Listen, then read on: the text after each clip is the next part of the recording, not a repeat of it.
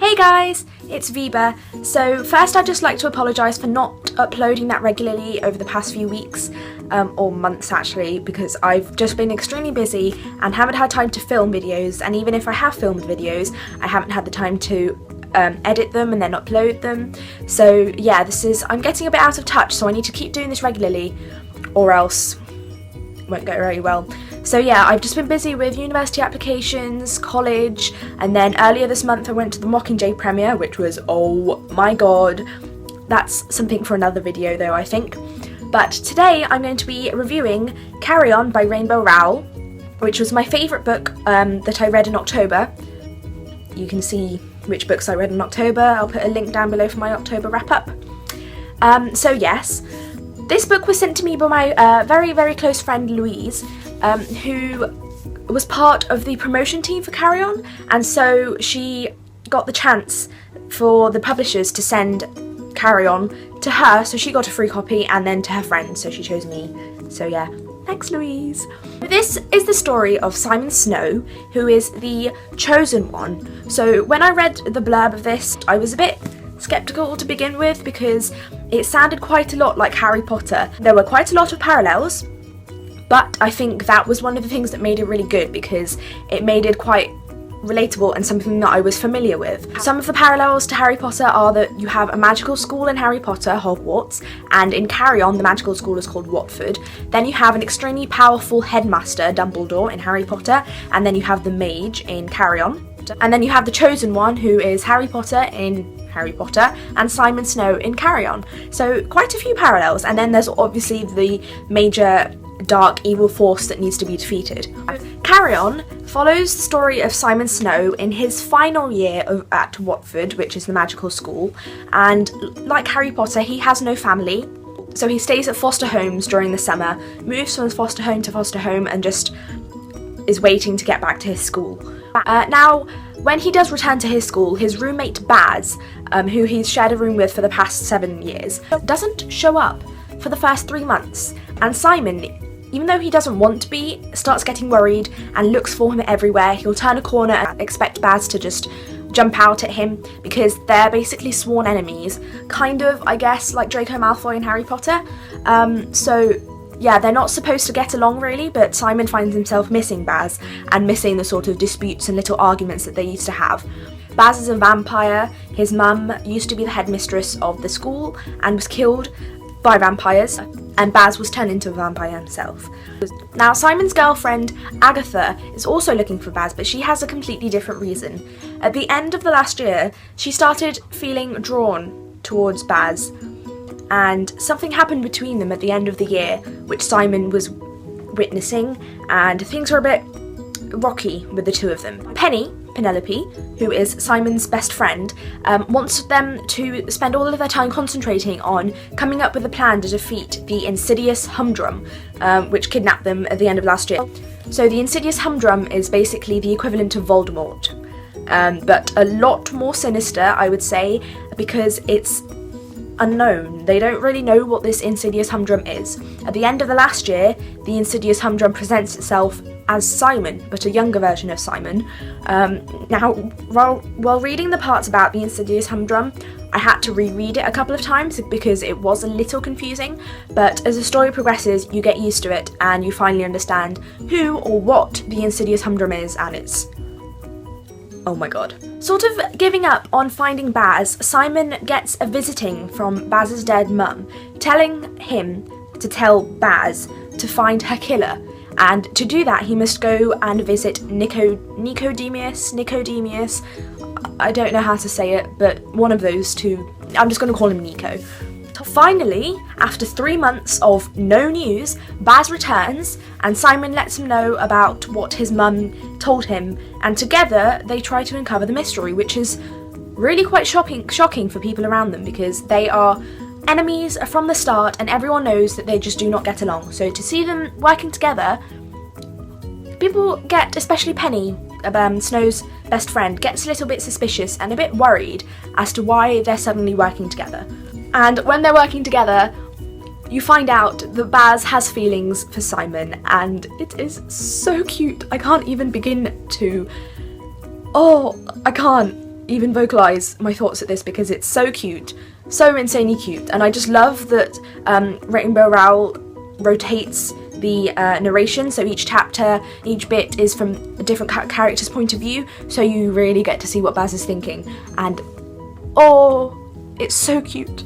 So Penny also decides to help them uncover the mystery of who Baz's mum's killer is. So usually every Christmas Simon goes to Agatha's house, but this time, because they're sort of on rocky terrain, Simon obviously doesn't feel comfortable with going to Agatha's house. I think I'm saying, is it Agatha or Agatha? I don't really know how I'm saying it, but either way, that character. He doesn't go to her house and instead stays over at Watford and goes to visit his friend Eb, who is the goat herd of the school, and finds out that she's actually a very, very powerful magician who just chooses not to really use her magic.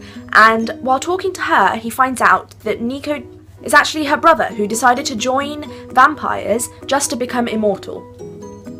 So Simon, on hearing this news, immediately leaves for Baz's house and explains everything to him. So first of all, Baz is extremely confused why Simon Snow turns up at his front door covered in mud because he's walked most of the way there. So after explaining it to him, they both go to London together to find Nico, and unfortunately they don't get much information and they come away quite disappointed. So disappointed that Baz decides to try and set himself on fire, because that's apparently what his mum would have wanted, because she hated vampires and Baz feels that she would be ashamed to see him as a vampire, so he decides to commit suicide. However, Simon Snow to the rescue, because obviously Baz cannot die. Simon tries explaining it to him and Baz really isn't listening to him, and then suddenly Simon just kisses him and that stops him from killing himself, and that moment is so cute. I cannot even, it's just so cute, and Simon finally decides to sort of accept the fact that he too has feelings for Baz. He had a girlfriend and now he has feelings for Baz. So he's confused, Baz is just shocked. I was in tears because it was cuteness overload. But obviously that's not the end of the story must go on. They return to Baz's house, feeling not that disappointed anymore after what happened, and find that the insidious humdrum has attacked Baz's house, and he presents himself again in the form of Simon Snow when he was 11 years old.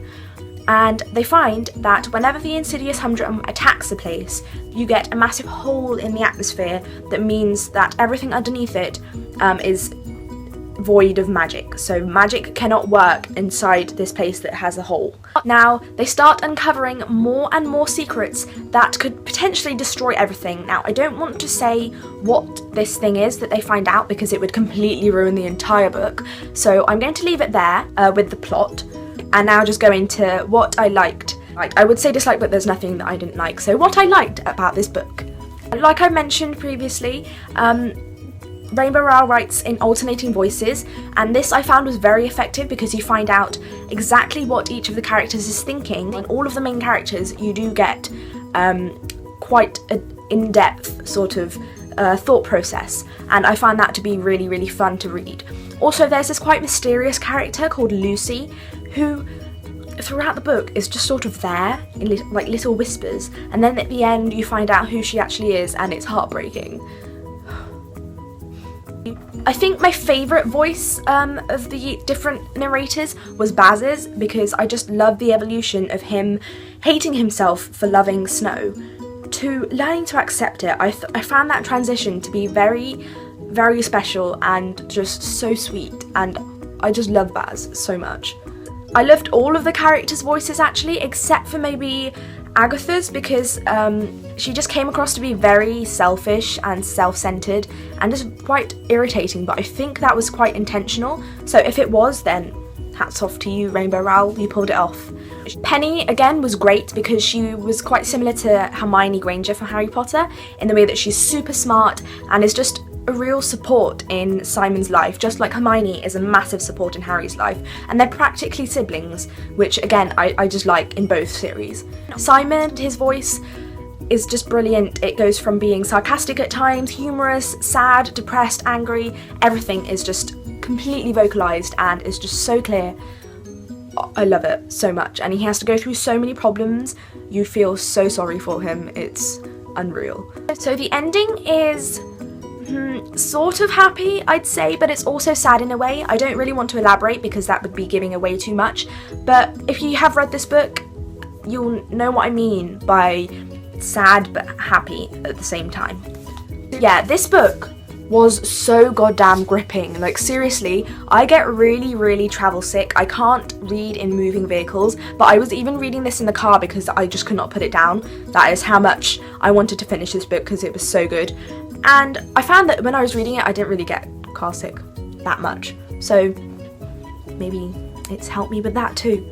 But the moments with Baz and Simon were just my absolute favourite. They are one of my top OTPs. Now, that doesn't really make sense because one true pairing, but still, they're up there on the list of top OTPs, if that's a thing. You could probably guess what rating I'm going to give this. Definitely a 5 out of 5. I would give it a 10, a 20, whatever. It was amazing. If you haven't read it already, please read it, because it's nothing like Rainbow Rowell's other books. If you, for some bizarre reason, didn't like her other books, you don't have to judge this by that, because this is very different. And if I didn't know Rainbow Rowell from reading Fangirl and Eleanor and Park and everything, I would not have guessed it's the same author. It's just so different, so unique, and absolutely loved it. I really want a sequel or a prequel or something else to do with Simon and Baz, because this can't be the end. I need more. So yeah, that was my quick, well, I say quick, it was supposed to be quick, it's now over 20 minutes when I'm recording it, so that's not short, but hopefully with editing, yay for editing, because where would we be without it? Yeah, hopefully I can make it a little bit shorter so I don't bore you all. But yes, thank you very much for watching this video. Again, I highly recommend that you read Carry On, because it's pure genius. And yes, give it a thumbs up if you like this video, subscribe, and I'll see you all next time. Hasta la vista, bookworms!